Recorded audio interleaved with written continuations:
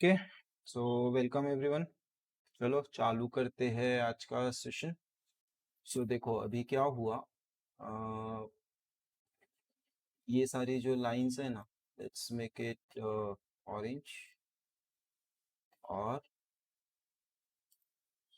हाँ ठीक है। सो देखो अभी हम जैसे प्राइस ऊपर जा रहा है तो एक एक रेजिस्टेंस को किस तरह से वो रुक रुक के क्रॉस कर रहा है, वहां से हमको काफी कुछ आइडिया लगेगी। जैसे कि पहले ये छोटा वाला था तो वहां पे आके रिएक्ट किया, वहां पे आर्ली टाइम फ्रेम पे थोड़ा टाइम रुका। फिर ये वाला था, यहाँ पे आया, यहाँ पे एक दिन रुक के फिर ऊपर गया। अब ये वाला रेजिस्टेंस है, क्रॉस तो कर लिया लेकिन ऐसे क्रॉस करेगा तो सस्टेन नहीं हो रहा है, वो रुक रहा है। राइट। सो बेसिकली अब यहाँ पे ये थोड़ा बहुत ये करेगा, रुकेगा, कंसोलिडेट होगा एंड ऑल होगा। और नीचे अब इसको अगर हम देखेंगे तो यहाँ से ये वाला एक जोन हम सोच सकते हैं ऐसे। Right. Which comes around 200 250 zone. तो जब तक आपका प्राइस 200 250 जोन के ऊपर चल रहा है तब तक शॉर्ट का कोई सवाल नहीं होता। तो ये लाइन को हटा के इसको ही एक्सटेंड कर देंगे सो दैट हम उसको देख पाए ठीक से। सो ये हो गया आपका 200 से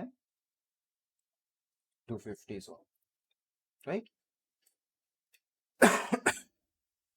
सो अगर अभी इसको हम देखें तो जब तक ये जोन के ऊपर है, 250 के ऊपर है, या थोड़ा बहुत भी दे दोगे तो 50 पॉइंट एक्स्ट्रा, उससे ज्यादा नहीं। तो इसके ऊपर है तब तक वो खराब नहीं होगा, हाईली लाइकली ये यहाँ पे रुकेगा। अभी आया है एक आईटी का न्यूज। सो निफ्टी के लिए चलने के लिए तीन चीजें हमेशा चाहिए होती है। एक रिलायंस हो गया, दूसरा आपके बैंकिंग स्टॉक्स हो गए, एंड तीसरा आईटी हो गया। अगर कल इन केस आईटी डाउन है, बैंकिंग और रिलायंस ऊपर है, या ये लोग होल्ड भी कर गए, राइट, या ऐसे सोचो कि जो आईटी है उसको काउंटर किसी ने, दोनों में से किसी ने दे दिया, तो भी आपका निफ्टी जिस तरह से चाहिए उस हिसाब से रिएक्ट नहीं करेगा। या ऑब्वियसली सेंटीमेंट है तो हम गैप डाउन ओपन होंगे जरूर, राइट। बट वो गैप डाउन ओपन होने के बाद कैसे मार्केट रिएक्ट कर रहा है वो हमको सोचना है। और दूसरा चीज, अगर हम इसको आज वीकली टाइम फ्रेम पे देखें, बिकॉज हमारे पास वीकली क्लोज भी है, तो जहां से हमारा ये सेलिंग एक्टिविटी स्टार्ट हुआ था, अभी प्राइस वही जोन पे आके खड़ा हुआ है, विच इज अगेन योर वही 200 250 का लेवल। तो एक आध हफ्ता यहाँ पे रुक के फिर भी निकले तो भी कोई प्रॉब्लम नहीं है। पिछली बार यहाँ पे गैप था, वो गैप को हमने यहाँ पे रिएक्ट किया था, which was somewhere around 625 levels. तो वहां तक तो एक बार जाके टच करना चाहिए उसको बिफोर, अगर पलटना भी है तो वो एक बार टच होना चाहिए, या वो 600 के आसपास तक पहुंचना चाहिए। ये पर्टिकुलर हफ्ते में हम 25 450 तक पहुंचे हैं। कम से कम अभी और 150 पॉइंट का आप सोच सकते हो कि उतना तो उसको जाना चाहिए to hold the move basically. और बेटर यही होगा कि यहाँ पे एक आध हफ्ता रुक जाए, ऐसा कुछ ऊपर नीचे कर ले एक आध हफ्ता, और फिर अगले हफ्ते निकले, तो वो अपॉर्चुनिटी होगी। अगर कल हम नीचे जाते हैं तो कहीं ना कहीं से वापस पलटने का इंट्राडे में ही कोशिश करेंगे और वो ट्रेंड पकड़ने का कोशिश करेंगे, राइट। क्योंकि अभी मार्केट काफी अच्छे मूव में चल रहा है, तो इस तरह से मार्केट के मूव्स तोड़ने के लिए यूजुअली ऐसे नहीं होता, राइट। वो थोड़ा सा वहां पे रुकेगा, करेगा, उसका पूरा प्रोसेस होता है, राइट, सप्लाई डिमांड का। अगर यहाँ पे बायर्स बैठे हैं तो बायर्स को ऐसे ही पैनिक से नहीं निकाला जाएगा। इनकेस अगर कुछ होता भी है, नीचे भी आता है, तो एक बार वापस ऊपर आएगा एग्जिट देने के लिए, और यहाँ पे आपको लोकल बना के फिर पलटेगा। वही हर बार वही हुआ है, शार्प मूव से कभी मार्केट ऐसे इमीडिएटली नहीं गिरता है, वो शार्प मूव से आएगा, पुल बैक कुछ का स्ट्रक्चर बनाएगा, फिर ही गिरेगा। तो उस हिसाब से, राइट। और ये जो स्ट्रक्चर यहाँ पे बना हुआ है, राइट, जो कि आपका बेस देता है आपको समवेयर अराउंड 400 के आसपास, जो ऊपर देता है आपको 550 पॉइंट ऊपर, तो यहाँ से भी आपको 550 पॉइंट जाना चाहिए। तो उसके टारगेट्स भी समवेयर अराउंड वो ये वाले जोन पे आते हैं जहाँ पे गैप वगैरह है। अगर आप इसका इस तरह से कुछ स्ट्रक्चर बनाओगे और फिर देखोगे उसको कि कैसे दिख रहा है, तो it look something like this, right. तो वो 550 और 850 के टारगेट है, तो उस हिसाब से थोड़ा बहुत ऊपर नीचे अगर एडजस्ट करोगे तो आप उसको 600 पे लेके जा सकते हो, अगर फेकआउट शेकआउट इग्नोर करोगे तो। बट हम फेकआउट शेकआउट इग्नोर नहीं करेंगे, तो हमको मिल जाएगा कि 550 के आसपास, मतलब ये वाले स्विंग के आसपास मेरा क्रिटिकल है। और ऊपर कैप फिल पे 850 पे मेरे टारगेट से किसके, ये वाले स्ट्रक्चर के।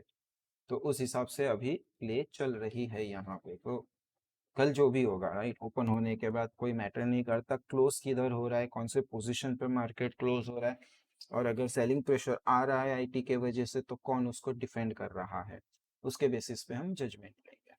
अभी अगर बैंक निफ्टी देखा जाए तो बैंक निफ्टी अपना जो ब्रेकडाउन लेवल की हम बात कर रहे थे वो लेवल के ऊपर आ गया। किस तरह से आया वो इम्पोर्टेंट है। तो टू सी दिस हम इसको वीकली आर्ली टाइम फ्रेम पे अगर जाके थोड़ा ठीक से समझने का कोशिश करें तो ये वाला मेरा जोन था जिसका मैंने यहाँ पे ब्रेक डाउन किया था। मैं प्राइस वहाँ पे आया और प्राइस है ना यहाँ पे ऐसे स्पीड से नहीं आया, प्राइस यहाँ पे स्लोली स्टेडीली आया। ऑलमोस्ट 1-2 दिन रुका, फिर ब्रेकआउट करके भी रुका और इवेंचुअली वो मूव किया। तो आप ऐसे सोच लो कि यहाँ पे 2 दिन का नीचे कंसोलिडेशन, 1 दिन का लेवल के ऊपर consolidation and then moment, right. मतलब क्या हुआ, ये लेवल को उसने प्रॉपरली ब्रेक किया है। अभी कोई रेजिस्टेंस को अगर प्राइस अच्छा प्रॉपरली ब्रेक करता है that to a big round number of 55,000, तो इनकेस अगर प्राइस यहाँ पे नीचे भी आता है तो ये इसका सपोर्ट का काम करेगा, which is like from yesterday's close 1% दूर है, राइट। तो वहां से वो सपोर्ट लेने का ही कोशिश करेगा। तो हमको वही देखना है कि अगर प्राइस 55,000 तक आता है, आना नहीं चाहिए, वो यहीं से कहीं से पलटना चाहिए। बट इनकेस अगर वो 55,000 तक आता है तो जब भी वो आर्ली टाइम फ्रेम पे पलटते हुए दिखे वहां पे एक अपॉर्चुनिटी ढूंढ लेनी चाहिए मिनिमम ये वाले हाइस तक पहले, और फिर अगर उसको भी फॉलो थ्रू ले रहे हैं तो फिर हम जो रिसेंट स्विंग हाई है राइट ये वाला जिसने ये बड़ा ब्रेकडाउन हुआ है 56 250 का, वहां तक हम उसको सोचेंगे, यहाँ तक हम उसको सोचेंगे ऐसे, राइट। अभी वो कहाँ से मिलता है, क्या यहीं से मिलता है या 55,000 आके मिलता है, बेस्ड ऑन दैट हम वहां से उसको देखेंगे, ठीक है। देन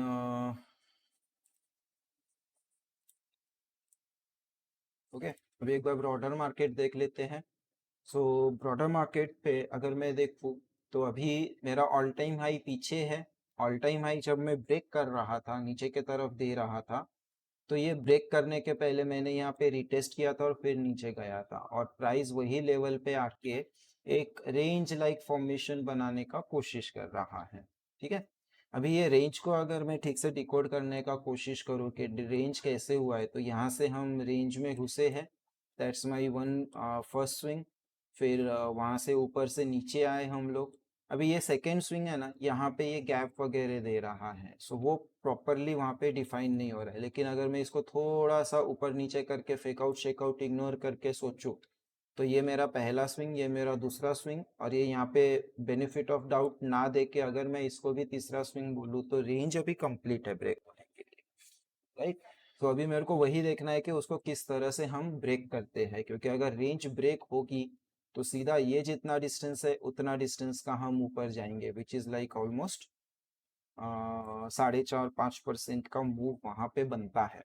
अभी आपको ये चीज समझना है कि रेजिस्टेंस को अप्रोच कैसे हो रहा है, राइट। अगर मैं बोलूँ कि ये पुराना एरिया मेरा रेजिस्टेंस वाला एरिया है और प्राइस उसको इस तरह से अप्रोच हो रहा है तो वो यही मोमेंटम में ब्रेकआउट नहीं करेगा, बिकॉज जिन लोगों ने नीचे लॉन्ग किया होगा वो लोग रेजिस्टेंस देख के पोजीशन हल्की करेंगे जरूर, राइट। रेंज प्ले जो चलता है buy low sell high buy low वाला जो चीज चलता है उसके हिसाब से तो एक्सपेक्टेड है यहाँ पे थोड़ा प्राइस रुके और फिर जाए। अगर प्राइस एक बार का ये 23,600 को टच कर दे और फिर वहां पे हफ्ता भर रुक जाए, वो बहुत अच्छा ट्रेड होगा, बिकॉज वो जो टाइट कंसोलिडेशन मिलेगा हमको 3-4 दिन का, राइट, जो कि आप आर्ली टाइम फ्रेम पे देखोगे तो एक प्रॉपर रेंज लाइक भी बिहेवियर मिलेगा और फिर उसका ब्रेकडाउन हमको उसका ब्रेकआउट हमको अच्छा खासा ट्रेड देगा, राइट। अभी दूसरा चीज मूव काफी एक्सटेंडेड है शॉर्ट टर्म पे, इतना ज्यादा वो भी निफ्टी 500 जैसा ब्रॉडर मार्केट इंडेक्स यूजुअली नहीं चलता, और जब भी चलता है तो सस्टेन के थोड़े से लोचे हो जाते हैं। तो वो ऐसे निकालने के पहले वो कंसोलिडेशन जो होना चाहिए वो हमेशा मिलता है, क्या वही कंसोलिडेशन मेरे को यहाँ पे फिर से मिलेगा, राइट, वो देखना है। और दूसरा हम अभी विद इन स्ट्रक्चर भी है, तो देयर इज ऑल्सो पॉसिबिलिटी कि यही मोमेंटम में ये ऊपर चला जाए और फिर रिटेस्ट करने है, ये भी एक पॉसिबिलिटी है। तो दोनों पॉसिबिलिटीज के लिए रेडी रहेंगे। ऑल इन ऑल अभी इसको शॉर्ट के लिए नहीं देखना है, there is no point in thinking short. यहाँ पे रिसेंटली हमने ये वाले स्विंग हाई को क्रॉस किया है, तो जब तक ये वाले लेवल के ऊपर है विच इज 23,250, मार्केट पे बेरिश व्यू रख के कोई सेंस बनता ही नहीं है, देखना ही नहीं चाहिए हमको। ठीक है, सो आइडिया इज अगर यहाँ पे हम फॉलो थ्रू नहीं ले रहे या कुछ नहीं हो रहा और कंसोलिडेशन में जा रहे हैं, तो कंसोलिडेशन में वो कहाँ तक से पलटेगा, यहाँ से पलटेगा, यहाँ से पलटेगा, या इधर ही रह जाएगा, दैट वी डोंट नो। तो हमको वो वाला मूव आने का वेट करना पड़ेगा एंड उसके हिसाब से देखेंगे। बिकॉज गैप डाउन कल के न्यूज़ के बाद में मेरे को नहीं पता कि निफ्टी 500 पे कितना गैप डाउन होगा, राइट? क्योंकि वेटेज वाइज 500 कंपनी का वेटेज अब 3-4 स्टॉक के ऊपर डाल दोगे आईटी के, तो ये नहीं होगा। और दूसरा चीज़ H1B से आई डोंट थिंक जो कंपनीज के रेवेन्यूज है उस पर 0.1% से भी कोई फर्क पड़ रहा है, बिकॉज यूजुअली कॉरपोरेट्स H1B, जो इंडियन कॉरपोरेट्स है जो सर्विसेज में है, वो यूजुअली H1B पे इतना ज़्यादा रिलाय ऐसे भी नहीं करते हैं, वो L1 वीज़ा ज़्यादा यूज़ करते हैं, राइट? और सिंस 2023 पे जो जितने H1Bs अपने जो टॉप 3 कंपनीज है, that is your Infy, TCS and Wipro, right? उन्होंने जितने H1Bs लिए थे 2023 से, वो अभी 2025 के ये ईयर मतलब आज तक देखोगे तो वो ऑलरेडी 56% कम है, राइट? तो वो है, और उसका लॉटरी निकलती है अप्रैल में, अक्टूबर में, आपको बेसिकली जाते हो, वो सब चीज़ें हैं। तो ये 2025 का तो हो गया है जो 56% कम है, और वो नंबर्स भी इज लाइक अराउंड 18-19,000। ये टॉप 3 कंपनीज की बात कर रहा हूँ। जो नॉर्मली H1B वीज़ाज होते हैं वो यूजुअली जो ऑलरेडी यूएस में है, राइट? अभी सपोज मेरे को TCS ने यूएस में भेजा, मैं यूएस में काम कर रहा हूँ और मेरे को गूगल में जॉब स्विच करनी है, तो मैं L1 के थ्रू नहीं कर सकता, राइट? तो वहाँ पे मेरे पास H1B होता है तो ज़्यादा बेनिफिट होता है, या फिर मैं वहाँ से TCS से ही वापस आऊँ इंडिया में, गूगल में ज्वाइन करूँ, गूगल इंडिया ज्वाइन करूँ, और फिर गूगल इंडिया मेरे को L1 निकाल के फिर भेजे, या फिर वहीं पे मैं L1 से H1B वीज़ा लूँ और फिर वो करूँ, या फिर मैं स्टूडेंट हूँ और जॉब कर रहा हूँ तो फिर मैं मेरा जो स्टूडेंट होता है या वर्क परमिट है उसको कन्वर्ट करूँ, वो वाली सारी चीज़ें होती है। तो आई डोंट थिंक के आईटी कंपनीज के टॉप रेवेन्यूज में कोई ज़्यादा बड़ा हिट है, बट एक सेंटीमेंट प्ले होगा, राइट? क्योंकि हवा बनी है तो वो हवा में मार्केट रिएक्ट करेगा।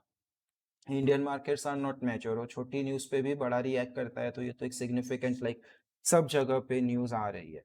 दूसरा चीज़ टाको फिर से हुआ ही है, जब भी वो अनाउंसमेंट आया था सो कॉल्ड, उसने एग्जीक्यूटिव ऑर्डर पे साइन किया था, तब उसका वो चमन लुटविक का बोल रहा था हर साल आपको देना है, एंड देन लेटर क्लैरिफिकेशन केम के इट्स अ वन टाइम पे, आपको एक ही बार एक बंदे के लिए देना है, राइट? तो वो सारी चीज़ें भी हो रही है, तो देखते हैं कैसे होगा। तो वो एक रहेगा कल का ओपनिंग कैसे, कल का फर्स्ट आवर के बाद मार्केट किस तरह सेटल हो रहा है। तो इमीडिएटली ओपन पे पैनिक होके कुछ भी उल्टा सीधा स्टेप लेने से अच्छा है, बेटर है वेट एंड वॉच करो, बिकॉज मेरे हिसाब से वो न्यूज़ इतना खराब जितना बताया जा रहा है उतना खराब है नहीं, जो होगा सेंटीमेंट प्ले होगा।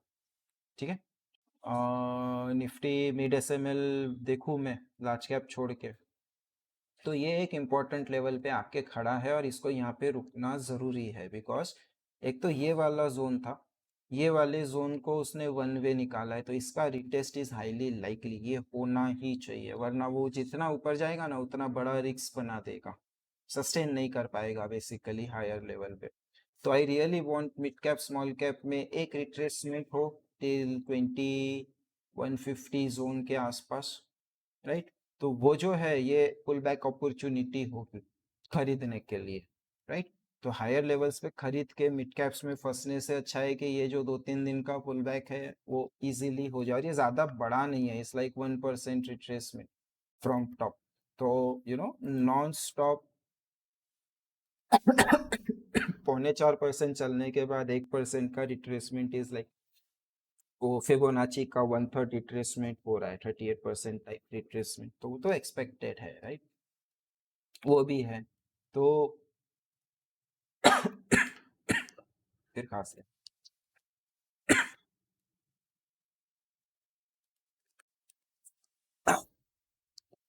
तो वो वाला देखेंगे, प्लस हम अभी ये वीकली टाइम फ्रेम के मेजर हर्डल के पास भी हम पहुंच रहे हैं, राइट। ये पुराना वाला पाप, तो इट्स लाइक वहाँ पे कंसोलिडेट हुआ, अभी वापस उधर पहुंचा, तो एक हाथ 2-3 हफ्ता में यहाँ पे स्पेंड करो। अभी ये वीकली पे देखोगे ना तो ये बड़ा रेंज बनता है, right. It comes somewhere around 725, right. 700 से आप सोच लो कि 450 के आसपास, राइट। तो वो वीकली टाइम फ्रेम है। तो वीकली टाइम फ्रेम पे आपका ये averagely 2.89%, that is close to 3% आपका ये mid cap small cap move करने का दम रखता है। तो वो केस में वो ज़्यादा बड़ा नंबर नहीं है अगर आप वीक टू वीक बेसिस पे देखोगे। अभी मेरे को यहाँ पे ये समझ में आ रहा है कि ये बड़ा रैली किया, बड़ा रैली करने के बाद अभी हम वीकली की बात करें तो उसको वीकली के पर्सपेक्टिव से देखो। ये मैं नीचे आया, नीचे आने के बाद मैंने यहाँ पे बेस बनाया, 4-5 हफ्ते का वोलेटिलिटी दिया, और ये वोलेटिलिटी को ब्रेक किया। अभी अगर मैं इसको ब्रेक किया तो मेरे को यहाँ पे करना है सस्टेन। सस्टेन करना है मतलब क्या करना पड़ेगा, चाहे जो हो जाए ये ब्रेकआउट लेवल को बायर्स को डिफेंड करना पड़ेगा। ये कंसोलिडेशन का जो ब्रेक आया है, ये ब्रेकआउट, और अगर इसको ध्यान से देखो तो यही हमारा प्रीवियस वीक लो भी है। तो ऑन वीकली क्लोजिंग बेसिस मुझे इसके ऊपर ही रहना है। एक आध दिन में नीचे जाके क्लोज करूँ और नेक्स्ट डे रिकवर कर जाऊँ, उससे कोई फर्क नहीं पड़ेगा, बट मुझे पिछले हफ्ते के लो के ऊपर ही रहना है, विच कम्स अराउंड 9985। इसको आप बिग राउंड नंबर बोल के 20,000 पकड़ लो। तो ये जो अभी करंट रनिंग वीक है, या नेक्स्ट 2 वीक्स पकड़ लो, नेक्स्ट 2 वीक्स में किसी भी वीक अगर मैं फ्राइडे क्लोज 20,000 के ऊपर ही हूँ तो वो प्राइस सस्टेन करने का कोशिश कर रहा है, राइट। अगर वो 20,000 नहीं आ रहा है तो फिर मुझे देखना पड़ेगा कहीं ये फेक आउट मार के नीचे तो नहीं जा रहा है, फिर आपको वो लोकल वाला स्ट्रक्चर तो नहीं दे रहा है। अगर वो लोकल वाला स्ट्रक्चर है तो फिर ये वाला जो सेलिंग होगा ये पैनिक वाला होगा, क्योंकि लाइक आप इसको लोकल या डबल टॉप की तरह फिर देखना चालू करोगे, राइट। तो पहले 20,000 के बाद जहाँ पे इसका ये वाला बेस था जिसके नीचे फेक आउट किया, वो वाला बेस देखेंगे विच इज़ 19,500। 19,500 के नीचे फिर हम वीकली बेसिस पे 18,000 के लिए वगैरह, 18,000, 18,000 250, 18,000, 18,250, वो जोन का सोचेंगे। तो पहले 20,000 निकालना है, फिर 19,500 निकालना है, 19,500 के बाद नीचे की चीजें होती। और अभी हम चल रहे 20,300 पे, तो यहाँ से ऑलमोस्ट 4% नीचे जाना बहुत दूर है। इंडेक्स लेवल पे 4% बड़ा चीज होता है, राइट। तो इसलिए अभी यहाँ पे बेरिश होके कोई सेंस नहीं है, यहाँ पे कॉशियसली बुलिश ही रहना है, बिकॉज हम एक मेजर रेजिस्टेंस के पास पहुंचे हैं। बैकग्राउंड में बिग मूव है, बिग मूव के बाद में डेली पे देखो बैकग्राउंड में ये बड़ा वाला मूव है, बड़ा वाला मूव के बाद में मैं यहाँ पे नीचे आया हूँ, नीचे आने के बाद में एक रेंज लाइक स्ट्रक्चर बना के वापस ऊपर पहुंचा हूँ। और ये मैं क्या देख रहा हूँ, ऐसे देखो, ये बड़ा वाला मूव है, राइट। यहाँ से मैं नीचे आया, नीचे आने के बाद में ये मैं रेंज लाइक स्ट्रक्चर बना के निकला हूँ, राइट। और पुराने हाई के पास में जाके मैं फिर निकल रहा हूँ। This is your classic VCP behaviour.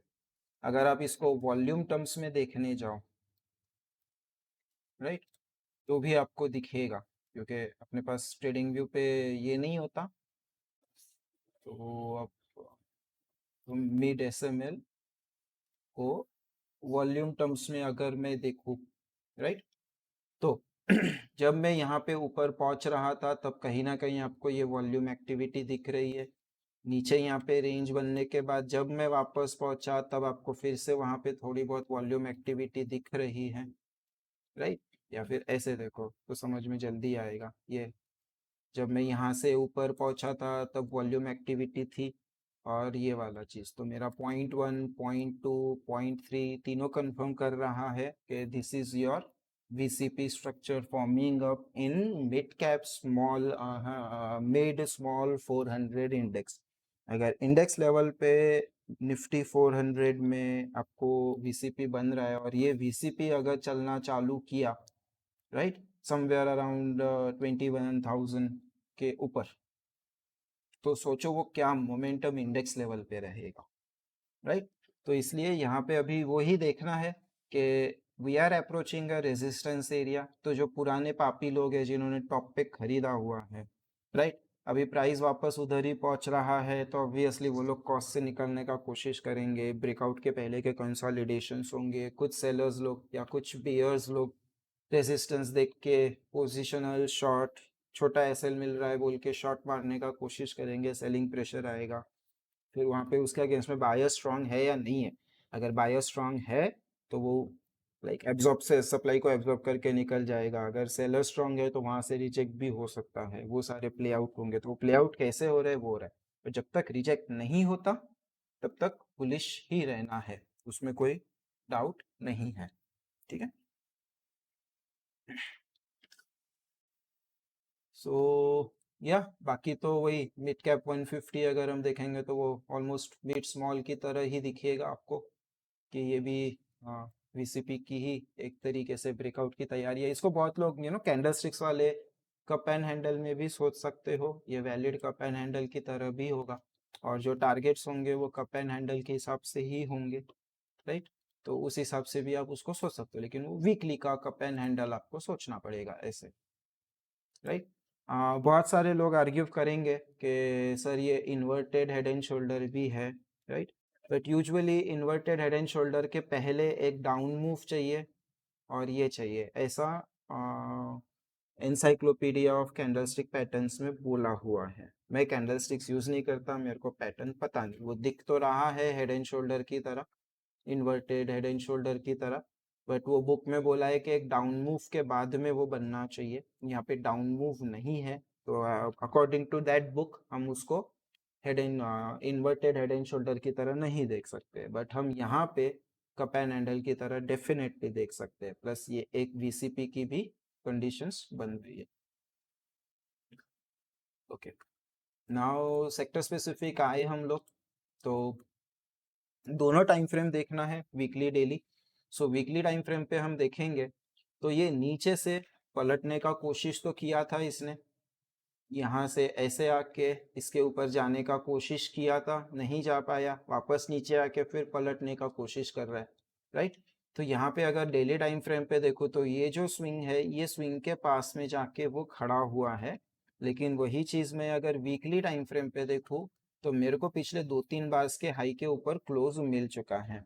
ऊपर से मैं बेरिश बार बनाया, उसको फॉलो थ्रू भी लिया, फॉलो थ्रू के बाद में एक और बेरिश बार बनाया, लेकिन मैं अब उसका फॉलो थ्रू नहीं ले पाया।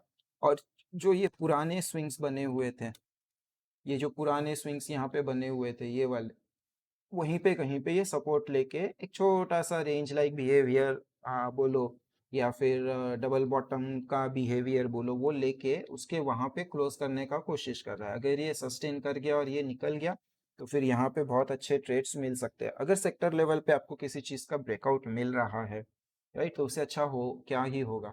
और यहाँ पे एक छोटा सा गैप दिख रहा होगा, this was your that day close, और वो नीचे आया है हाई, राइट। और वो गैप को अगर आप देखोगे तो वो गैप पे ही बराबर जाके वो वही जोन में आके रुका हुआ है, राइट। तो वो गैप रेजिस्टेंस फेस कर रहा है और वहां से अभी तक रिजेक्ट नहीं हुआ है, राइट। तो कोशिश वही होगी कि रेजिस्टेंस के पहले का कंसोलिडेशन फॉर अ ब्रेकआउट। तो जो भी ऑयल एंड गैस के स्टॉक इस तरीके से रेंज में अटके हुए हैं तो वहां पे आप अपॉर्चुनिटीज देख सकते हो, राइट। सो मैं सिर्फ ऑयल एंड गैस का बता रहा हूँ, बाकी सेक्टर्स का आप खुद देख लेना। So let me open the stock list, oil and gas, FM, ठीक है। हाँ। सो बीपीसीएल देखो, सेम चीज यहाँ पे दिख रही है, ब्रेकआउट की तैयारी। बट ये ब्रेकआउट इस तरह से होगा क्या, that is the question. Breakout होने के बाद में इसका इमीडिएट रेजिस्टेंस इधर ही है, तो इतने से के लिए ट्रेड करके वर्थ है क्या, वो वाला चीज, राइट। तो वो देखो वहां पे और हायर टाइम फ्रेम पे अगर आप देखोगे वीकली के बेसिस पे, तो ये वीकली का एक जोन ऐसे पूरा पकड़ लो, कंसोलिडेशन एरिया। इसके नीचे गया, वापस ऊपर आया, रिटेस्ट करके मैं फॉलो थ्रू ले सकता हूँ, highly likely possibly, right. But वो पोजिशनल ट्रेड हो जाएगा। और मैं अभी छोटे टाइम फ्रेम पे देख रहा हूँ, तो मैं यहाँ पे देख रहा हूँ कि ये वाला जो एरिया है जिसका मैंने ब्रेक डाउन किया, उसको रिटेस्ट किया, डाउन साइड फॉलो थ्रू नहीं लिया, और अब वापस उसको ब्रेक करने आया हूँ। और किस तरह आया हूँ, स्लोली आया हूँ, यहाँ पे आके पहले थोड़ा नीचे रुका, फिर ऊपर का कोशिश किया, फिर रुक के वापस ऊपर निकलेगा, तो ये जाएगा। और ये कहाँ तक जाएगा, ये इमीडिएट हर्डल है, राइट। शॉर्ट टर्म ट्रेड है वहां पे। तो समवेयर अराउंड आप 341 342 तक उसको सोच सकते हैं। उसके आगे क्या होता है, वो लेवल पे पहुंच के सप्लाई आता है नहीं आता है, वहां से आगे का प्लान बनेगा। बट अभी मैं फिलहाल प्रीवियस डे वही जोन से एक बार रिजेक्ट हो चुका हूँ, तो मेरे को इसके ऊपर जाना जरूरी होगा। अभी वो कल जाए या ट्यूसडे जाए, वेडनेसडे जाए, जब तक फ्राइडे का लो नहीं तोड़ता तब तक वो बुलिश होगा, राइट। ऑयल इंडिया देखो कंप्लीटली अंडर परफॉर्म कर रहा है। सेक्टर स्टॉक ब्रेकआउट पे है, और ये वाला स्टॉक अभी भी नीचे कंसोलिडेशन पे ही पड़ा है, तो ऐसे स्टॉक्स को नहीं लेने का, ये अंडर परफॉर्मिंग स्टॉक्स होते हैं। अगर आप इसको लाइक आरएस पे कंपेयर भी करोगे with your Nifty oil and gas के साथ में, राइट, तो आपको दिखेगा वो क्लियरली अंडर परफॉर्म भी कर रहा है ऐसे। फिर हिंद पेट्रो, सेम चीज, पीछे से एक रेजिस्टेंस लेवल था, पहले ब्रेक का कोशिश किया, कुड नॉट सस्टेन, नीचे आया, सपोर्ट पिक किया और निकला। अभी ये वाला चीज है ना, एक्चुअली सेटअप वीकली का चल रहा है यहाँ पे, ठीक है। तो देखो ये वाला लाइन से मैंने एक पीओएस बना दिया। ये पीओएस का ब्रेकआउट जोन जो मिलेगा मेरे को, वो यहीं कहीं मिलेगा। ये पीओएस का ब्रेकआउट किया, पुराने सप्लाई को हिट किया, वहीं से ब्रेकआउट जोन का रिटेस्ट करके ये फॉलो थ्रू कर रहा है, राइट। तो ये फॉलो थ्रू पे अभी छोटे टाइम फ्रेम पे करते करते धीरे धीरे ये ऊपर के तरफ जाएगा, और इवेंचुअली इसकी ब्रेकआउट की कोशिश करेगा, विच इज योर 445 का लेवल है इसका, राइट। याद रखने के लिए मैंने 444 हिंद पेट्रो के लिए याद रखा हुआ है, तो याद रहेगा ना, इजी है इसलिए, राइट। तो वो मेन लेवल है फॉर वीकली ब्रेकआउट। बट तब तक डेली पे अगर मैं यहाँ से वो 444 तक का भी सोचूं, तो 7-8% का मूव है, तो क्या वो मूव में मैं कहीं घुस सकता हूँ, राइट। तो जब भी स्टॉक इस तरह से गया हुआ है ना, यहाँ पे घुसोगे तो एसएल कहाँ रखोगे, इतना नीचे, कोई वर्थ है क्या। तो कुछ ना कुछ रीजन देखा, जैसे यहाँ पे बड़ी बार के बाद में वो लो वॉल्यूम कंसोलिडेशन किया था, और फिर जब वो 2-3 वॉल्यूम के बार के ऊपर निकल रहा था, तब मैं यहाँ पे कहीं पे एसएल सोच सकता हूँ, तो वो एसएल मेरे लिए ट्रेडेबल है। अभी मैं यहाँ पे ये ब्रेकडाउन लेवल को हिट किया है, और फ्राइडे के दिन हिट करके वहीं पे रिजेक्ट किया, तो यहाँ पे कहीं पे मैं फिर रुकूँ और फिर निकलूँ, तो वो मेरे लिए अच्छा ट्रेड होगा, राइट। जो इंडेक्स लेवल पे हो रहा है वही स्टॉक लेवल पे हो रहा है, तो उस तरीके से, तो वैसे उसको सोचो। और ये देखो ये भी धीरे धीरे धीरे धीरे इंच अप करने का ही कोशिश कर रहा है, तो ट्रेंड भी है, स्ट्रेंथ भी है। आईओसी सेम चीज, पुराने पाप जिनके किए हुए होंगे, राइट, वहां से प्राइस नीचे आया, सो जैसे ही ये जोन में प्राइस पहुंचेगा, वो पुराने पाप लोग धोएंगे, मतलब जिनकी पोजीशन अटकी हुई है वो कॉस्ट पे निकलेंगे। और कहीं ना कहीं ये एक रेंज लाइक बिहेवियर में भी है, तो यहाँ तक आपको देखना है, प्लस उसके ऊपर निकल रहा है क्या, वो देखना है। तो अभी अगर ये सप्लाई जोन को इतना पास में आ चुका है, तो यहाँ पे सब सेलर के पास में फ्रेश बाइंग करके क्या मिलेगा, राइट। आइदर हम उसको कंसोलिडेशन ब्रेक होगा बड़ा वाला, कंसोलिडेशन ब्रेक मिलेगा, बड़ा वाला ब्रेकआउट होगा तो देखेंगे, या फिर यहाँ से ऐसे कुछ मिलेगा तो देखेंगे। अभी देख के कोई सेंस नहीं है, उसको घाई गड़बड़ करने का नहीं है, राइट। और ये भी अगर आप देखोगे तो धीरे धीरे पकड़ ही रहा है स्ट्रेंथ। और जैसे मैं बोलता हूँ कि आरएस में हमको वो ब्रेकआउट चाहिए होता है, तो इफ यू सी दिस, ये ब्रेकआउट कैंडिडेट बन रहा है, राइट। अगर ये ब्रेकआउट करके सस्टेन भी हो गया, इतना बड़ा क्यों हो गया अगर ये ब्रेकआउट करके सस्टेन हो गया, तो फिर ये आरएस वाला ट्रेड भी बनेगा जो शायद इसको ऊपर पहुंचा दे, we never know. But stock में स्ट्रेंथ आ रही है, बोलने का मतलब ये। और एक डाउन मूव के बाद में ऑन वीकली टाइम फ्रेम, एक डाउन मूव के बाद में ऐसा कुछ अगर स्टॉक बनाते हुए जा रहा है तो ये भी वैलिड है, राइट। बाकी जो भी कैंडल स्टिक के पैटर्न्स में बता रहा हूँ वो एक बार आप जो कैंडल स्टिक प्रैक्टिस करता है उसको पूछ लेना। कैंडल स्टिक्स मेरे को नहीं आते, मेरे को दिख रहा है इसलिए बता रहा हूँ, उसके पीछे के लॉजिक एंड नहीं पता, खाली विजुअल इंटरप्रिटेशन कर रहा हूँ, right. ONGC completely under performing है, अंडर परफॉर्मिंग है तो वो ये छोटे से रेंज का ब्रेकआउट करके ये वाला रेजिस्टेंस ब्रेक करके जाएगा तब तक बहुत देर होगी। तो ये Tier 3 स्टॉक्स है, राइट। कोई भी सपोज एक आप इंडेक्स ले लो या फिर सेक्टर ले लो। सेक्टर जब भी ब्रेकआउट कर रहा होता है, ब्रेकआउट हो या ब्रेक डाउन हो, कोई भी हो, ब्रेकआउट हो या ब्रेक डाउन हो, इसमें बेसिकली वो जो मूवमेंट होती है ब्रेकआउट या ब्रेकडाउन के बाद में, that is usually led by 3 types of stock जिसको हम Tier 1, Tier 2 and Tier 3 stocks बोलते हैं। Tier 1 जो है वो इंडेक्स के आगे चल रहे होते हैं, वो लीड कर रहे होते हैं। Tier 2 जो स्टॉक्स है वो इंडेक्स के साथ में चल रहे होते हैं, राइट। तो जब भी इंडेक्स को ब्रेकआउट, वो इंडेक्स ब्रेकआउट के लिए क्यों जा रहा है, बिकॉज जो लीडर्स है वो आगे जाके लीड कर रहे हैं। इंडेक्स ब्रेकआउट करने के बाद उसको कौन भगाएगा, Tier 2 स्टॉक्स भगाएंगे। और जब भी वो टॉप पे टारगेट के पास पहुंच रहा होगा तब आपके जो लगार्ड्स है वो ब्रेकआउट करने का कोशिश कर रहे होते हैं, क्योंकि उनमें स्ट्रेंथ नहीं होता, ये अंडर परफॉर्मर्स है। ये जो स्टॉक है Tier 3 स्टॉक वो अंडर परफॉर्मर्स है और ये जो है वो आउट परफॉर्मर्स है। अब इसको कहाँ से देखोगे तो relative strength is a good option to check. तो ये क्लियरली अंडर परफॉर्मिंग स्टॉक है, इंडेक्स लेवल पे ब्रेकआउट हो रहा है और ये स्टॉक अभी तक स्ट्रेंथ का नामो निशान नहीं है, ऐसे।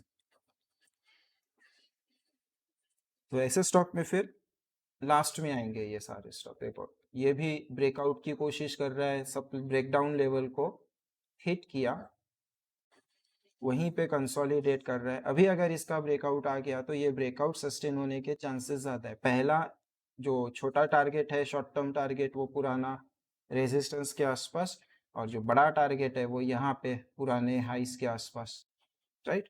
तो उस हिसाब से आप कैलकुलेट करोगे, या फिर ये जो रेंज बनी है ये रेंज के टारगेट्स भी आप ऊपर प्रोजेक्ट कर सकते हो जो कहीं ना कहीं ये जोन तक पहुंचा देंगे आपको उस हिसाब से, राइट। बट क्या ये अंडर परफॉर्मर है तो नहीं, ये रेंज में अटका हुआ है। इसका ब्रेकआउट होगा तब, तो पहले ये अपना ब्रेकआउट करेगा, फिर यहाँ पे कुछ करेगा, फिर ये जब सेकेंड ब्रेकआउट करेगा तब तक आपका ये भी ऊपर आ जाएगा, राइट। तो ये Tier 2 स्टॉक है, नॉट Tier 1, ऐसे। तो आइडेंटिफिकेशन देखते देखते देखते ऐसे मिल जाएगा आपको, राइट। अभी यहाँ पे देखो ये बड़ा वाला ब्रेकआउट की तैयारी चल रही है। ये जो बॉक्स है ना इसको थोड़ा हम शिफ्ट किया तो था बट समहाउ फिर नीचे ये ऐसे, राइट। एक बार ट्रैप कर चुका है, एक बार अच्छे खासे से एसएल खा चुका है, फिर ऑब्वियसली अब वहां से आया है तो पुराने पाप होंगे तो वहां पे आके रिएक्ट किया, जहाँ पे ब्रेकआउट किया था वहीं पे रिटेस्ट करके आया और कंसोलिडेट कर रहा है। अब ये यहाँ से ब्रेकआउट करके एक बेस बना के ऊपर ब्रेकआउट की तैयारी के लिए जाएगा, तो ये बेस का लो एक अच्छा एसएल हो जाएगा, राइट। फिर वो रेजिस्टेंस पे रुक के अगर रिजेक्ट भी होता है तो भी मेरे को एक सेफ अपॉर्चुनिटी मिलेगी। प्लस ये लो वॉल्यूम कंसोलिडेशन से अब निकलने का कोशिश कर रहा है, राइट। तो वो अगर सेलर को आना होता यहाँ से ऐसे आया तो यहाँ से भी आ सकता, उसको 3-4 दिन लो एक्टिविटी मिली, वो गिर सकता था, वो गिरा नहीं है। तो कहीं ना कहीं वही है कि अभी सेलर आ नहीं रहा है, बायर आया तो निकल जाएगा, और या फिर मार्केट सेंटीमेंट खराब हुआ तो फिर वापस नीचे आके देखेंगे कि ये जोन में डिमांड पिक कर रहा है कि नहीं कर रहा है, ऐसे। तो ये क्या है, सेक्टर आपका तैयार हो रहा है, उसके अंदर के स्टॉक्स मेरे को अपॉर्चुनिटीज कहाँ पे है कहाँ पे नहीं है वो सारे मेरे को वहाँ पे मिल रहे हैं, right. Petronet clearly under performing stock है, रिसेंट ब्रेकडाउन का सेलर इधर है, लोग इसको ब्रेकआउट करने की तैयारी कर रहे हैं, ये नीचे बेस बना रहा है, दिख रहा है कितना पीछे चल रहा है, क्लियरली अ Tier 3 स्टॉक। फिर लास्ट में सबका बाप रिलायंस, राइट। तो रिलायंस भी अपना ये जोन के पास में स्पीड से आया, यहाँ पे रुक के निकले, तो वही बेटर अपॉर्चुनिटी होगी। पहला ये जो कंसोलिडेशन का ब्रेक हुआ था वहां पे वो हर्डल खाएगा 1475, फिर ऊपर के लेवल्स पे 1500, ये वाला जोन पकड़ लो, 1510 से 1525 का जोन है रिलायंस का, राइट। तो पहले मेरे को 1425 निकालना है, 1425 के ऊपर सस्टेन होगा तो 1475, 1475 सस्टेन होगा तो 1510, और 1510 का ब्रेकआउट विल बी योर बड़ा वाला ब्रेकआउट। ये 1510 का ब्रेकआउट आपका बड़ा वाला ब्रेकआउट होगा, जो कि ऑब्वियसली रिलायंस से एक्सपेक्टेड ये स्टेज पे नहीं है, बट रिलायंस वहां तक भी जाए, धीरे धीरे करके जाए, राइट, ऐसे है ना, मर मर के फिर पहुंचे, एक आध दो महीना लगा के, तब तक आपका इंडेक्स, ब्रॉडर मार्केट और सब जगह पे काउंट हो चुका होगा, ऐसा, राइट। अभी इंडेक्स में यहाँ पे अगर रिलायंस में देखो तो ये छोटा सा यहाँ पे बेस फॉर्मेशन करके आया है, तो मेरे को चाहिए कि ये जोन के अंदर वापस ना घुसे, मतलब it should hold this level which is your 1385, right. 1385 hold करे, जब तक 1385 होल्ड कर रहा है मैं ये बोलूंगा कि रिलायंस की तरफ से मार्केट को सपोर्ट आता रहेगा उस तरीके से। अगर एक बार कंसोलिडेशन के अंदर वापस घुस गया तो फिर ये देखना पड़ेगा कि नीचे के एरिया आ रहे नहीं आ रहे, बट उस टाइम पे वो मार्केट को सपोर्ट नहीं करेगा, उल्टा वो मार्केट को ड्रैग ही कर रहा होगा, राइट। मार्केट मतलब निफ्टी बेसिकली, और निफ्टी में जो होगा वहां से सेंटीमेंट आउटस्प्रेड होगा उस हिसाब से। सो देखना वही है कि 1385 नीचे के लिए, ऊपर के लिए 1425 का ब्रेकआउट, 1425 के बाद 25-25 पॉइंट पकड़ते चलो, ऐसे। तो ऐसे करके अपन लोग देखेंगे। तो यहाँ पे अभी मेरे को 2-3 स्टॉक्स मिल गए, राइट। एक हिंद पेट्रो मिल गया, जो कि एक कैंडिडेट है जिसमें मेरे को कंसोलिडेशन ब्रेक देखना है। फिर बीपीसीएल का ये ब्रेक हो रहा है, यहाँ पे भी कंसोलिडेशन चाहिए। एक ओएनजीसी मिल गया, जो ओएनजीसी नहीं, सॉरी, कौन सा था, गेल था, राइट, जो कंसोलिडेशन कर रहा है, ये एक ब्रेकआउट होगा। वो लो वॉल्यूम से निकल रहा था, वो स्टॉक कौन सा था, आईजीएल था, पेट्रोनेट था, हाँ ये आईजीएल, राइट। ये लो वॉल्यूम से अटका हुआ है, तो ONGC, IGL, PPCL, Hind petro, 4 stock radar में हम उस सेक्टर के हिसाब से रखेंगे। अगर मेरे को लगता है कि निफ्टी ऑयल एंड गैस ये ब्रेकआउट कैंडिडेट है, ऐसे। तो हम जब भी सेक्टर्स देखते हैं तो उसके अंदर के स्टॉक्स आपको उस तरह से देखने मिलेंगे। चलो, सो मीडिया के अंदर कोई एज सच आपका एफएनओ स्टॉक है नहीं, और जो कैश वाले स्टॉक है वो देख लो। और सेक्टर वाइज भी हम काफ़ी टाइम से इसमें हॉल्ट में है, तो जब तक ये कुछ बाहर होता नहीं है तब तक इसमें देख के सेंस भी नहीं है। आपका पीएसयू बैंक ऑलरेडी ब्रेकआउट कर चुका है, and breakout is happened like this, तो थोड़ा बहुत होल्डिंग हायर लेवल करके निकले तो वही बेटर है। अगर वन वे जा रहा है तो 7520 के आसपास, 7520 के आसपास वहां पे मेरे को देखना है, वहां पे वो थोड़ा बहुत रुक सकता है। तो अभी यहाँ से ये ज्यादा दूर डिस्टेंस नहीं है, अपना अगर इंट्राडे पे काम होता है तो अच्छा है। तो ये सेक्टर का ब्रेकआउट हो गया है, दैट्स अ रेंज, रेंज का ब्रेकआउट हुआ। ब्रेकआउट जब तक ब्रेकआउट लेवल होल्ड कर रहा है विच इज योर 7200 का ब्रेकआउट लेवल है, जब तक ये ब्रेकआउट लेवल होल्ड कर रहा है 7525 पे आपका क्रिटिकल है, 7700 का आपका टारगेट 1 है, राइट। तो सेक्टर का टारगेट हो रहा है तो फिर उसी तरह से इसके स्टॉक्स देख लो। अभी यहाँ पे टीयर 1 स्टॉक्स की वजह से ब्रेकआउट हुआ, अब यहाँ से इसको ऊपर लेके जाने के लिए टीयर 2 स्टॉक्स आएंगे, और जब वो ऊपर टारगेट के पास पहुंचेगा तब लेट ब्रेकआउट वाले स्टॉक्स होंगे जो यूजुअली ब्रेकआउट फेल करेंगे, राइट। तो वहां पे काउंटर जाने का। फिर एफएमसीजी, एफएमसीजी अभी भी हॉल्ट में पड़ा हुआ है, तो आई वांट एफएमसीजी, ये एक कोशिश हो गया, ये जीएसटी न्यूज़ था। अभी यहाँ पे एक कोशिश और हुआ था, वो भी सस्टेन नहीं हुआ, अब फिर एक कोशिश करता है कि एक बार नीचे आके डिमांड पिक करके जाता है, वो देखना है। अगर ये डिमांड पिक करके नीचे से निकलने का कोशिश करेगा तो यहाँ पे इसके कुछ स्टॉक्स है जो ऑलरेडी बुलिश मूव करके अभी रिट्रेसमेंट के अंदर है, तो उनका जो end of pull back structure मिलेगा वो end of pull back structure play करने में मुझे ज़्यादा इंटरेस्ट है। आई वॉन्ट एक्चुअली के FMCG to go down and मेरे को यहाँ पे अच्छा खासा डिमांड पे एंड ऑफ पुल बैक के स्विंग एंट्रीज दे, राइट। बट अभी वो देगा नहीं देगा, वी विल नेवर नो। वो रुकता बहुत ऐसे खड़ा हो जाता है तो खड़ा हो जाता है, फिर हम कुछ नहीं कर सकते। बट जब तक फ्रेश ट्रेड्स इसके ऊपर ही होगा, वरना आपने देखा ये हफ्ते में HUL हिंदुस्तान यूनिलीवर ने 2 बार कोशिश किया तो दोनों बार फेल हुआ। नीचे SL नहीं काटा लेकिन ऊपर एंट्री देके ट्रेड में लटका दिया। तो ये चीजें होगी बिकॉज इंडेक्स लेवल पे ही उसमें स्ट्रेंथ नहीं है, राइट। तो वहां पे कुछ हम सोच नहीं सकते अभी। Then consumer durables critical level GST news के बाद में कंसोलिडेट कर रहा है। मुझे ये कंसोलिडेशन का अब ब्रेकआउट चाहिए। मैं 2-3 हफ्ते से इसको देख रहा हूँ। नाउ आई वांट ब्रेकआउट, क्योंकि अब हो गया, तुमने फोर्सफुली आके बड़ा बार बना दिया, 2 हफ्ते का कंसोलिडेशन कर दिया, अब तैयारी करो निकलने की, राइट।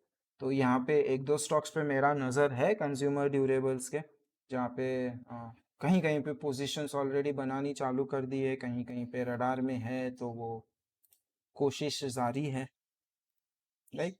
तो देखेंगे कि कुछ कुछ स्टॉक्स ब्रेकआउट हुए हैं और ब्रेकआउट के ऊपर होल्डिंग हायर लेवल में फॉलो थ्रू मिला तो वहाँ पे घुसने का कोशिश करना है जिनमें पोजीशन है उनमें, और कुछ और स्टॉक्स है जिनमें पोजीशन सोच रहे हैं। इसका ब्रेकआउट यहाँ पे दिख रहा है, तो जब तक ये अब ये ब्रेकआउट लेवल के ऊपर है तब तक कोई प्रॉब्लम जैसी बात नहीं है, विच इज योर 39,000 का बिग राउंड नंबर, राइट। तो थोड़ा बहुत नीचे भी आता है तो it's okay.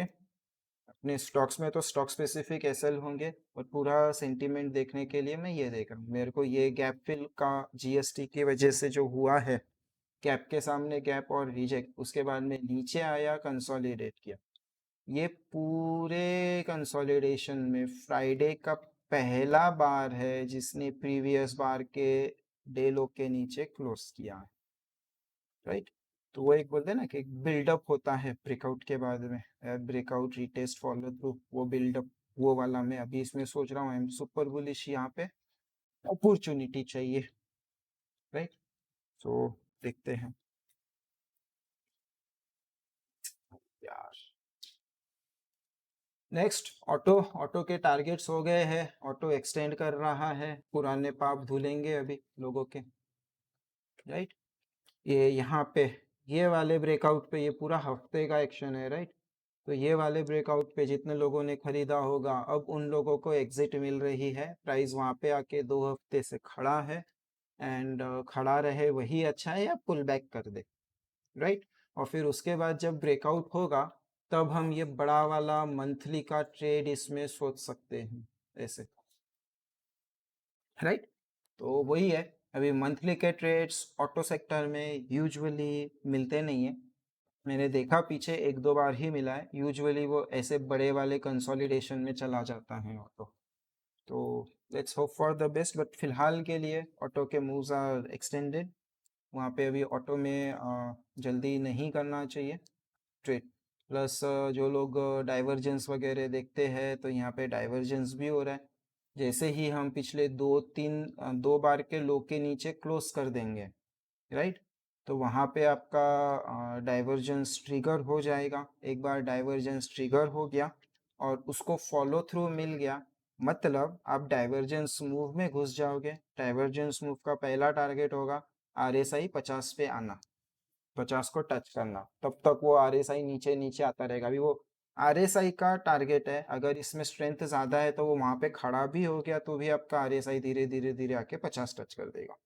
That's how you trade divergences, right. इधर है क्या?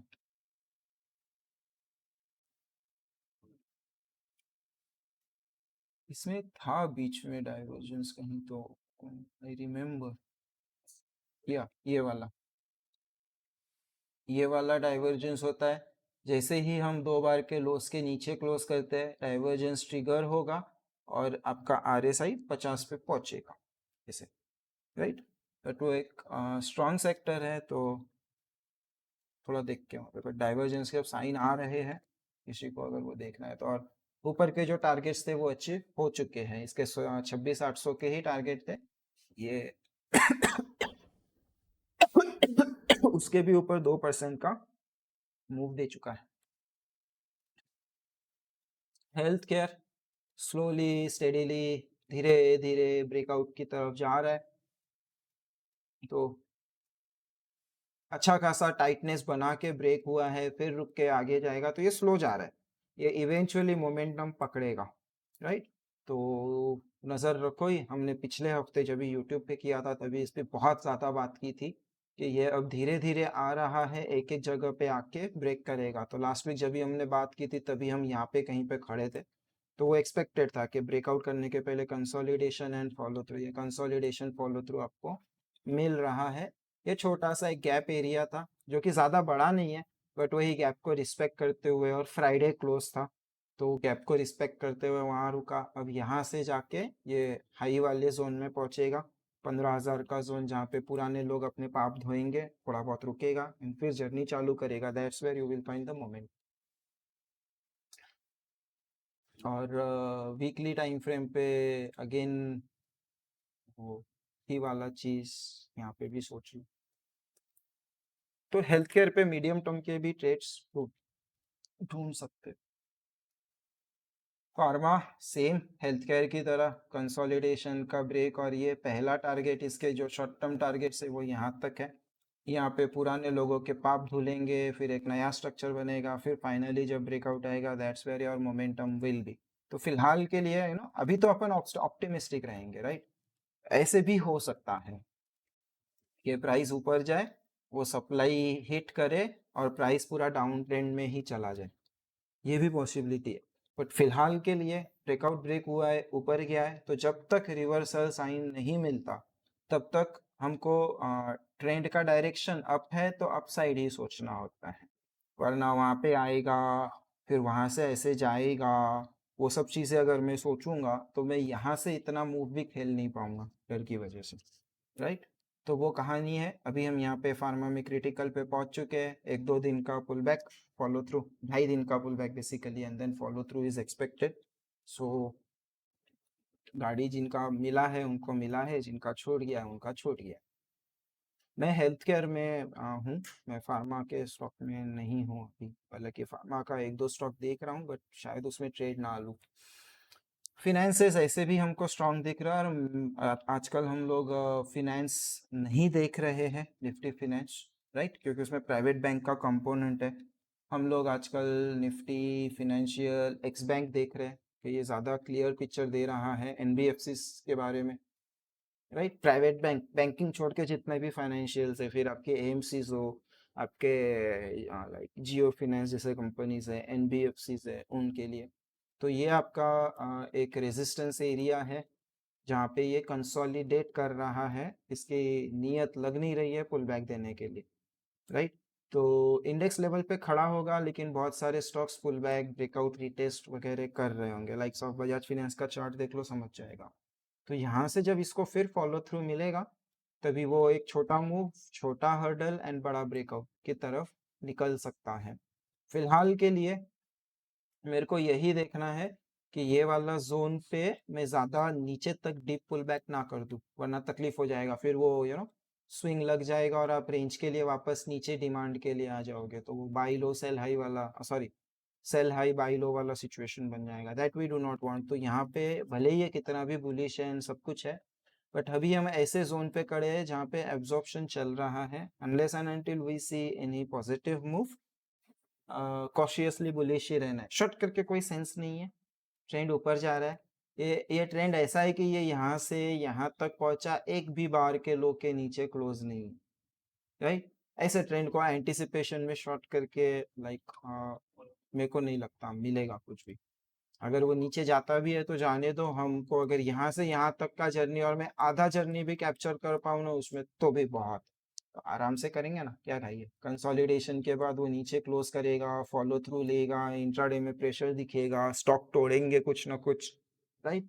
तो वहां पे अपन शॉर्ट ढूंढ सकते हैं ना, हर जगह पे वही मिलेगा, आएगा कुछ ना कुछ तोड़ेगा तोड़ेगा तो वहां पे हम शॉर्ट करेंगे ना, कभी ज्यादा मुंह कभी छोटा मुंह वैसे।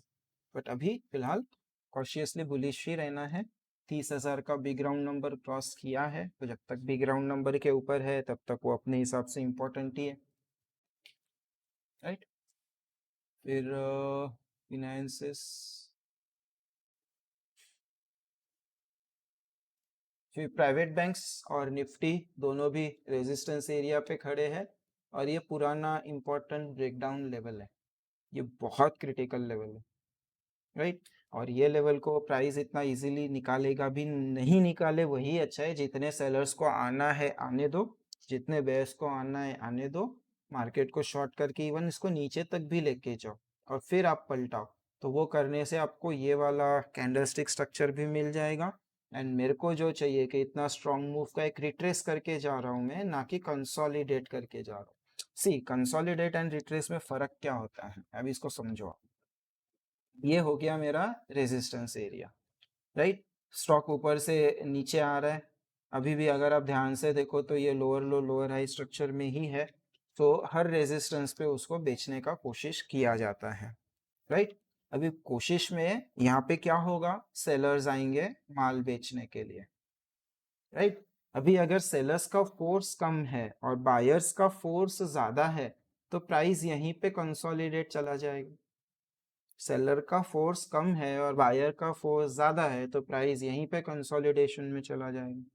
और फिर जब वो यहाँ से इनकेस ब्रेकआउट की तरफ जाता है, तो सिंस सेलर का फोर्स कम था, वो शॉर्ट कवरिंग वाला जो होता है ना ट्रिपल प्रेशर, वो ज्यादा फोर्सफुल नहीं होगा, राइट। बट इन इसके बदले अगर ऐसा कुछ होता है कि प्राइस बहुत सारे सेलर्स को नीचे लेके आके फिर पलटाता है, तो मैक्सिमम लोग स्विंग्स के ऊपर अपने एसएल लगाते हैं, और जैसे ही ये स्विंग कटता है बहुत सारे लोगों के एसएल कटते हैं। That's when you get triple pressure, और ट्रिपल प्रेशर उसको तुरंत भगाएगा। फिर ये जो गैप रेजिस्टेंस वगैरह है ना, ये सब फॉर्मेलिटी होगी, क्योंकि सेलर्स का ही वजह से बाइंग इतना ज्यादा आ गया, सेलर्स के एसएल कटने की वजह से ही बाइंग इतना ज्यादा आ गया। प्लस एक पुल बैक के बाद प्राइस जा रहा है, तो बायर्स भी थोड़ा कंफर्टेबल होगा ये स्विंग का एसएल लगा के ट्रेड करने में, तो वो भी थोड़ा ज्यादा ताकत से आएगा। यहाँ पे कंसोलिडेशन हो रहा है, तो वो ब्रेकआउट फेल के चांसेस भी होते हैं, फेकआउट्स मारने के भी चांसेस होते हैं, राइट। तो भले ही आपका एसएल आप यहाँ पे लगाओ, लेकिन आप हमेशा वो डर में होते ही हो, तो क्वांटिटी आप उस हिसाब से रखते हो। पुल बैक के बाद कंफर्मेशन के बाद आ रहा है, तो आप हर मूव पे पोजीशन धीरे धीरे धीरे धीरे बिल्डअप करते जाते हो, जिसकी वजह से ब्रेकआउट होगा, और ब्रेकआउट के बाद में हम जैसे मोमेंटम वाले लोग आ जाएंगे जो ताकत से उठा के लेके जाएंगे। तो उतना ज्यादा फोर्स जब मिलेगा ना, तो ये gap resistance, gap fill resistance, swing resistance, ये जो बीच में जितने लेवल्स है, राइट, बीच में बहुत सारे लेवल है, इसको यहाँ पे भी है, यहाँ पे भी है, ये पुराना ब्रेकडाउन लेवल भी होगा, राइट।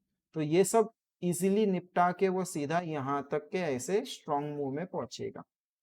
जैसे ये वाला स्ट्रॉन्ग मूव था, ये वाला स्ट्रॉन्ग मूव था, वैसे स्ट्रॉन्ग मूव में पहुंचेगा। That's why I want some sellers to come and short private banks, so that वो जब भी एक हाथ दो हफ्ते बाद पलटे, अच्छा खासा ट्रेड मिले।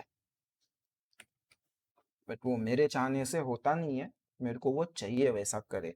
फिलहाल तो स्ट्रॉन्ग एक्टिविटी दिख रही है, रेजिस्टेंस को हिट किया है, तो अभी तो यही बोलेंगे कंसोलिडेशन होगा और फिर वहां से ऊपर के लिए जाएगा। बट एक बार डिमांड पिक करने नीचे आए तो फिर बहुत मजेदार ट्रेड बनेगा। और private banks usually bank Nifty को लीड करते हैं, बैंक निफ्टी निफ्टी को लीड करता है, राइट।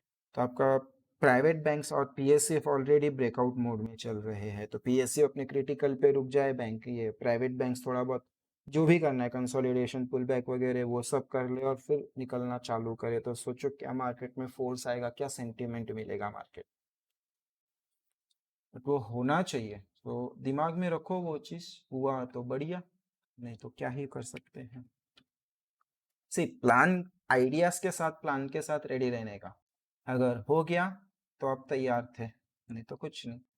अभी ये पुराना ब्रेकडाउन लेवल का यहाँ पे था, नीचे आके वहाँ पे ही कंसोलिडेट कर रहा है, right. On weekly time frame ये वाला दिख रहा होगा, ये ऊपर गया, टारगेट्स वगैरह अचीव किया और वहाँ पे कंसोलिडेट कर रहा है, राइट। अब ये कंसोलिडेशन के बाद में फिर वही रेजिस्टेंस पे पहुंचा है, और नीचे मैं बता चुका हूँ डेली टाइम फ्रेम पे रिटेस्ट का है, तो नीचे बायर ऊपर सेलर, पॉसिबल एक रेंज हो सकती है, मैं रेंज में यहाँ पे घुसा, मेरा first swing, second swing, right, और ये 3, तो 2 वर्सेस 3 हो चुका है, प्राइस कंसोलिडेशन है, ये रेडी टू ब्रेकआउट है।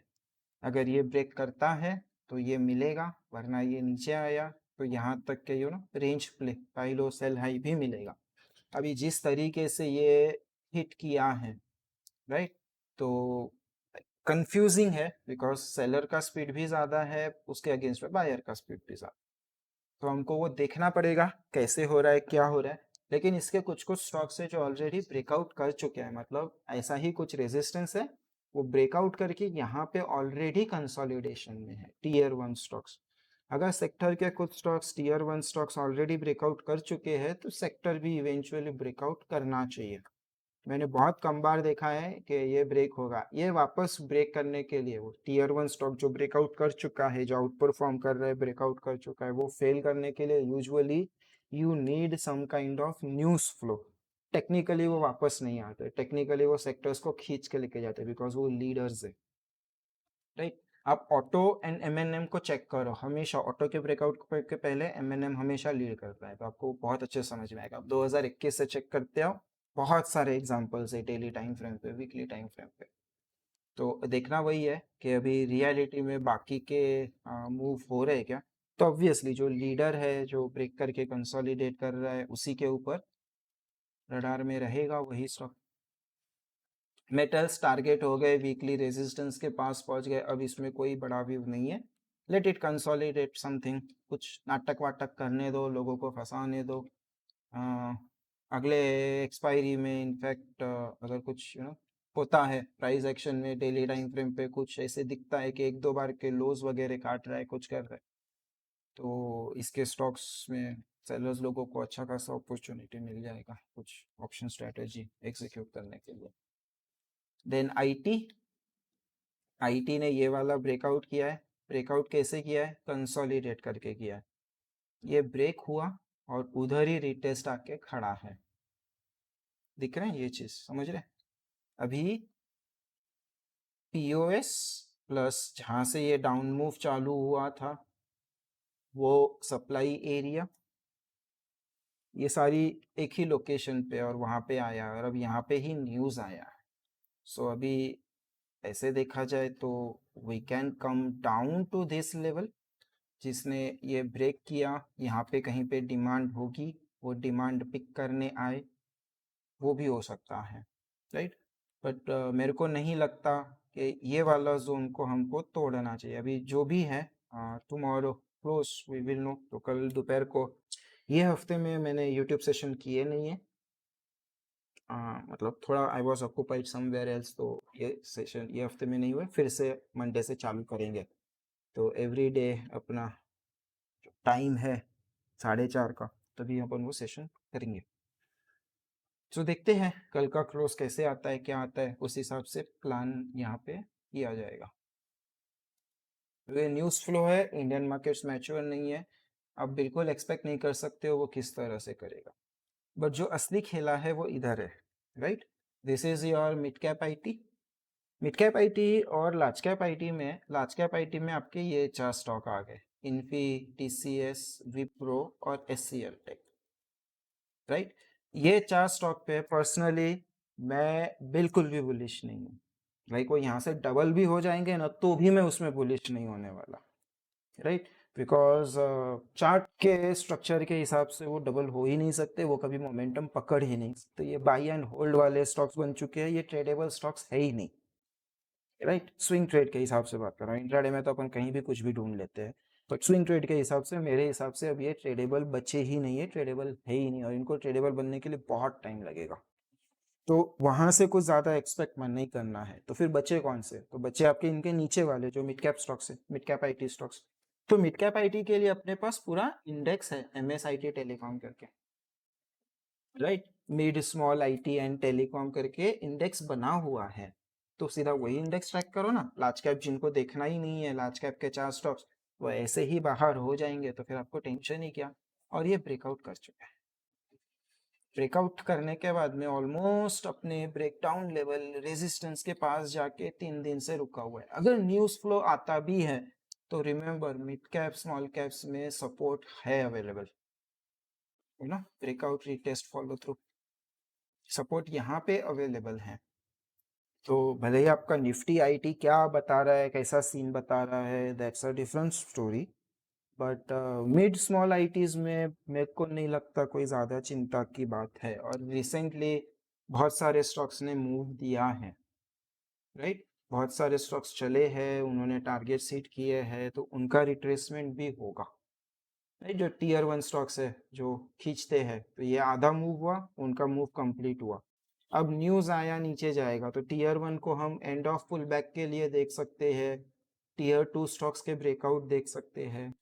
ऑब्वियसली कल न्यूज़ क्या ओपन होता है, कैसे मार्केट रिएक्ट करता है, ऐसा ना हो कि यहाँ पे ओपन हो और रिएक्ट करके ऊपर लेके जाए, राइट। बहुत बार देखा है हमने ये चीज़ होते हुए कि न्यूज़ की वजह से गैप डाउन तो जाता है, बट गैप डाउन सस्टेन करता ही नहीं है क्यों कोई, जो न्यूज़ में इतना दम ही नहीं होता, is a sentiment gap down and then recover, तो वो वाली कहानी। देन पीएससी ब्रेकआउट कर चुका है ऑलरेडी, अब पुराने रेजिस्टेंस एरियाज पे पहुंच रहा है जहाँ से चीज़ें टूटी थी, राइट। यू कैन ड्रॉ, यहाँ से ऐसे कुछ आप ड्रॉ कर सकते हो, तो वो जोन में अभी पहुंच रहा है, तो यू आर टू लेट। मैंने लास्ट टाइम भी पीएफसी आरईसी की बात की थी, उसमें से एक चला तो है, ये वाला यहाँ पे रेजिस्टेंस ड्रॉ है, पीएससी साथ में है, अभी थोड़ा बहुत और यहाँ से निकल के ऊपर जाएगा, लोग यहाँ पे बुलिश नहीं हुए, यहाँ पे बुलिश नहीं हुए, यहाँ पे बुलिश नहीं हुए, अब यहाँ पे बुलिश होंगे, पोजीशंस बनाएंगे और पुराने लोग अपना पाप धोने आ जाएंगे, राइट। पाप धोना मतलब क्या, पुराने लोगों ने यहाँ पे किसी ने खरीद के बैठा होगा होप में, राइट, और फिर इतना स्पीड से प्राइस नीचे गया कि लोगों को एग्जिट नहीं मिली, तो जिनके पास कैश था उनके पोजीशंस लटक गए, राइट। अब वो कॉस्ट पे मिलेगा तो निकलेंगे, बहुत सारे लोग फ्यूचर्स में रोल ओवर करते हैं, उनकी पोजीशंस लटक गए। ऐसा नहीं है कि हर डाउन मूव में होता है, आपको वो ध्यान रखना होता है मार्केट जब चल रहा होता है तभी, कि किस तरह से वो कैसे मार्केट ने रिएक्ट किया। यहाँ पे बहुत सारे लोग बुलिश हो रहे थे, राइट। ऐसे दिखाऊं मैं तो जल्दी समझ में आएगा आपको। ये वाला एरिया, यहाँ पे कितने सारे लोग बुलिश हो रहे थे निफ्टी में, याद है, और फिर निफ्टी जो गिरा लगा दी, वही है आपका जुलाई एंड, ये वाला वही चीज आप इधर देख लो,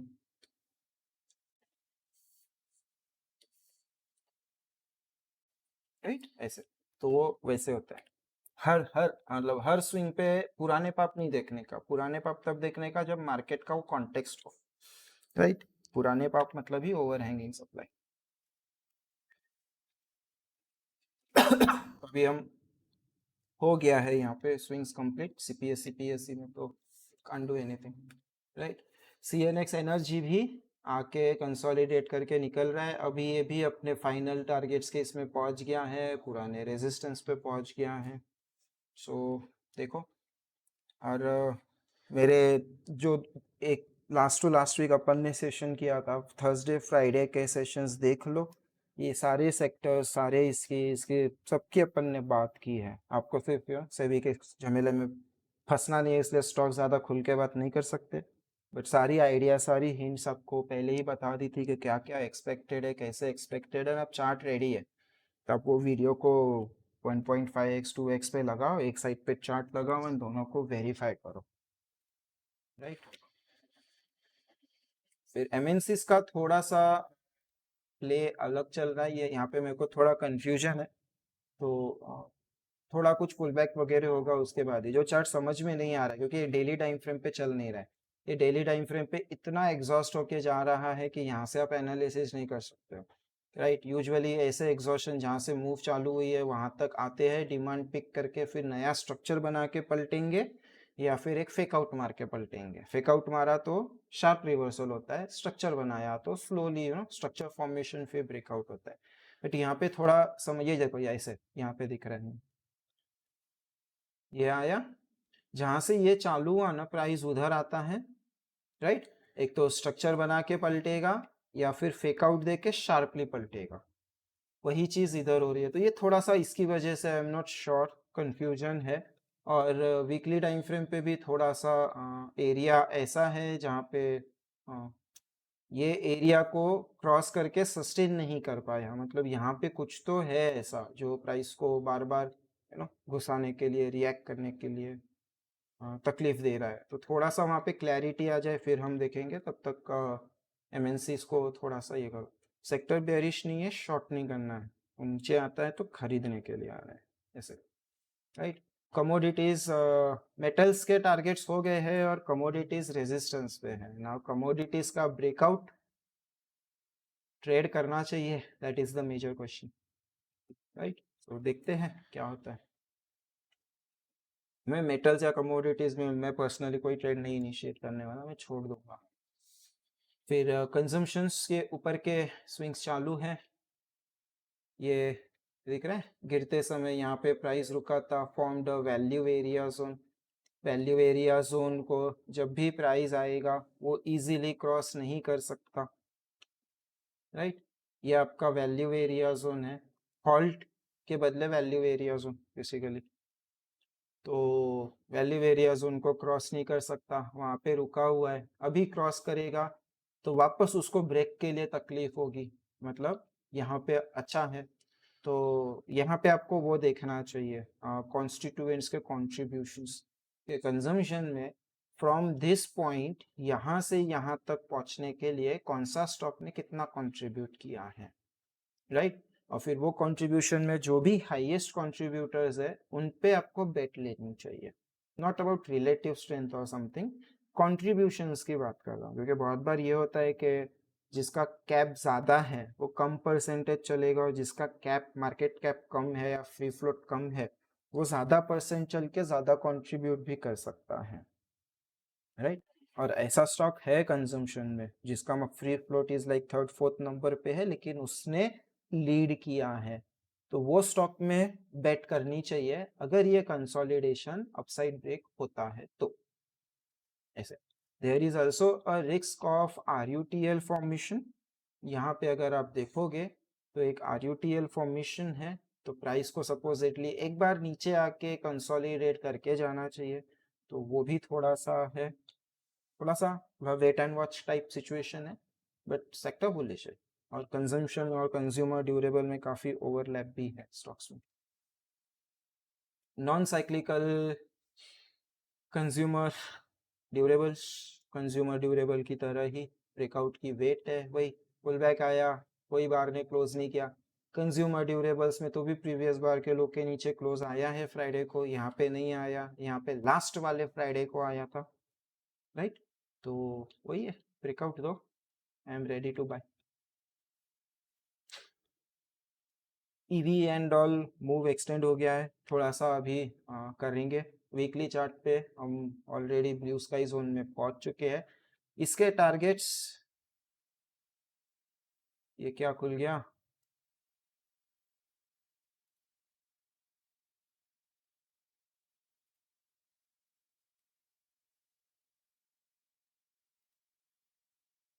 सॉरी, समहाउ जूम मीटिंग बंद हो गया था, क्रैश हो गया था।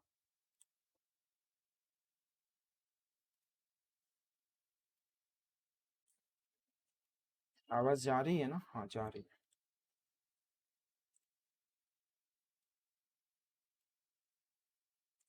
किसी ने कोई चैट वैट डाला होगा तो सारी चैट गायब है, एक बार फिर से डाल देना, नहीं डाला है तो डालना मत। तो ऑलरेडी ये ब्लू स्काई में जा चुका है and it's under 1:1 on weekly, तो क्रिटिकल लेवल के पास में थोड़ा एक दो हफ्ता रुक के अपना जो बड़ा मूव आया है वो कूल डाउन करे, फिर आगे का जर्नी चालू करे, तो बात है।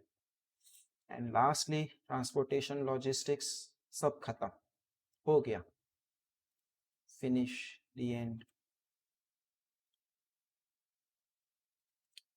नहीं, थोड़ा सा बाकी है, थोड़ा सा बाकी है, राइट। वो थोड़ो से के लिए देखो, 2% on index level transportation and logistics. तो ये सारे सेक्टर है, अभी जब तक कुछ टूटता नहीं है, कुछ नहीं होता, अननेसेसरी शॉर्ट करके कोई सेंस नहीं है। तो उस हिसाब से देखते रहो। और कैश कैश जो लोग कैश में कर रहे हैं वहाँ पे भी कैश में भी काफ़ी अच्छे स्टॉक्स चल रहे हैं, काफ़ी अच्छे थीम्स है। वही जो भी लास्ट वीक अपन ने यूट्यूब किया था तभी अपन ने बहुत सारे स्टॉक्स डिस्कस किए थे, आप उनके चार्ट्स वगैरह देख लो क्या हुआ है एक हफ्ते बाद, यू विल नो मैं क्या बात कर रहा हूँ। So I think that's it for today. मिलते हैं फिर कल दोपहर को 4:30 बजे यूट्यूब लाइव पे। Till then, tata, bye bye, see you, good night, take care of yourselves.